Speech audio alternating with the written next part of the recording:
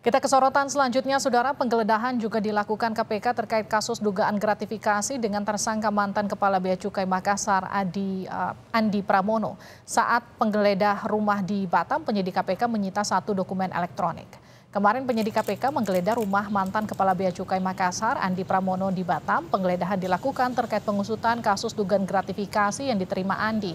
Dalam penggeledahan ini KPK menelusuri aset-aset yang diduga terkait kasus gratifikasi dengan tersangka Andi Pramono.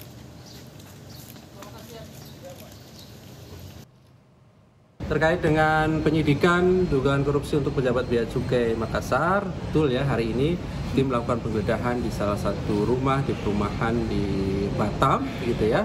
Tadi sudah selesai proses penggeledahannya dan informasi dari teman-teman kemudian diperoleh bukti elektronik yang tentu nanti kami lakukan analisis dan juga besok kami akan update kembali ya.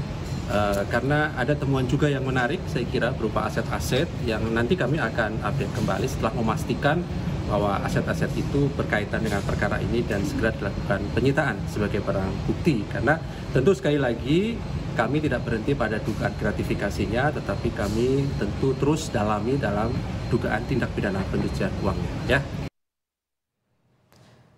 Saat melakukan penggeledahan di Batam, penyidik KPK menyita 3 unit mobil yang diduga milik mantan Kepala Bea Cukai Makassar Andi Pramono. Dalam keterangan tertulis kepada Kompas TV, Kepala Bagian Pemberitaan KPK Ali Fikri mengatakan, dari penggeledahan di Batam kemarin, tim penyidik menemukan 3 mobil merek Hummer, Toyota Roadster, dan Mini Morris.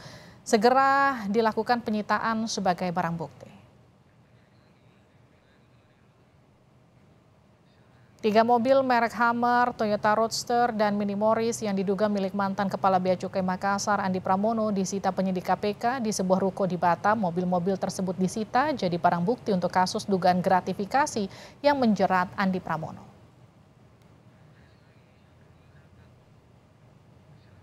Dari data laporan harta kekayaan mantan Kepala Bea Cukai Makassar Andi Pramono, dalam 5 tahun terakhir, kenaikan signifikan harta yang dilaporkan Andi terjadi pada tahun 2019.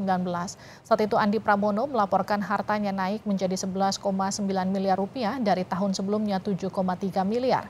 Jika dilihat kenaikan harta yang dilaporkan tertinggi ada pada bagian tanah dan bangunan. Jika pada tahun 2018 tanah dan bangunannya hanya 1,4 miliar, di tahun 2019 naik menjadi 6,5 miliar rupiah. Selanjutnya, laporan harta kekayaan Andi Pramono di 2020 hingga 2022 tidak terlalu signifikan.